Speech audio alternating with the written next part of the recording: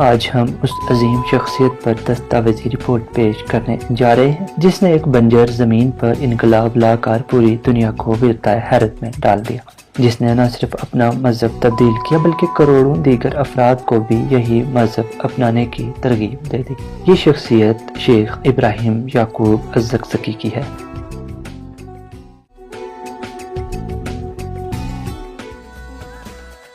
وہ 5 مئی 1953 کو نائجیریا کے علاقے زاریہ میں ایک غریب گھرانے میں پیدا ہوئے۔ شیخ ابراہیم زقزقی کا تعلق ملت جعفریہ سے ہے۔ شیعہ و سنی مسلمان ان سے بلا تفریق عقیدت رکھتے ہیں، حتیٰ کہ مقامی عیسائی بھی انہیں قدر کی نگاہ سے دیکھتے ہیں۔ اس وقت ان کے پیروکاروں کی تعداد لاکھوں میں ہے۔ آیت اللہ شیخ ابراہیم زقزقی حافظ قرآن بھی ہیں۔ وہ یونیورسٹی دور سے ہی مبلغ رہے۔ وہ ایک سنی مسلم گھرانے میں پیدا ہوئے۔ انہوں نے اپنی دینوی اور دینی تعلیم کے سلسلے میں سن 1975 تک نائجیریا کے شمال میں واقع شہر کانو میں زندگی گزاری۔ 1978 میں انہوں نے معاشیات میں BA کی ڈگری زاریہ سے حاصل کی۔ اس کے بعد کچھ مدت کے لیے ایک مسجد میں امام جماعت کا عہدہ بھی سنبھالا۔ پھر ان کی زندگی اس وقت تبدیل ہو گئی جب 1978 میں وہ پیرس کے سفر کے دوران امام خمینی سے ملے۔ امام خمینی ان دنوں جلا وطنی کی زندگی گزار رہے تھے۔ اس کے اگلے ہی برس ایران میں اسلامی انقلاب برپا ہو گیا۔ وہ امام خمینی اور ایران کے اسلامی انقلاب سے شدید متاثر ہوئے، اسی لیے امام خمینی سے ملاقات کے بعد انہوں نے اہل سنت کے مالکی مذہب کو ترک کر کے شیعہ مذہب اختیار کر لیا۔ شیخ زقزقی مزید دینی تعلیم کے لیے حوزہ علمیہ قم ایران چلے گئے۔ واپسی پر انہوں نے نائجیریا اسلامی تحریک کی بنیاد رکھی۔ انہوں نے نائجیریا اور اس کے ہمسایہ ممالک میں تقریباً 300 کے قریب اسلامی مدارس قائم کیے۔ یتیموں اور بے سہارا بچوں کی دیکھ بھال کے لیے کئی ادارے قائم کیے گئے۔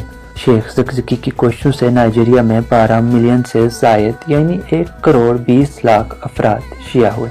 انہوں نے اپنی تحریک 10 افراد کے ساتھ شروع کی اور 10 سال کے اندر ان کی تعداد لاکھوں اور 90 کی دہائی میں یہ تعداد کروڑوں میں پہنچ گئی۔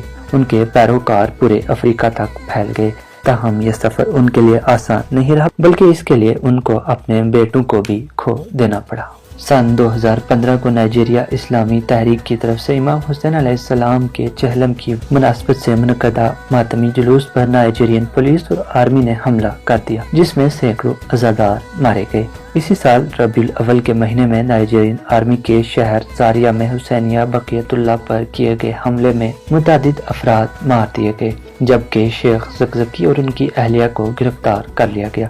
اس سے پہلے سن 2014 کو فلسطینیوں کی حمایت میں یوم قدس کی ریلی پر نائجیرین آرمی کی فائرنگ سے شیخ زقزقی کے 3 بیٹے اور 33 دیگر شیعہ افراد مار دیے گئے۔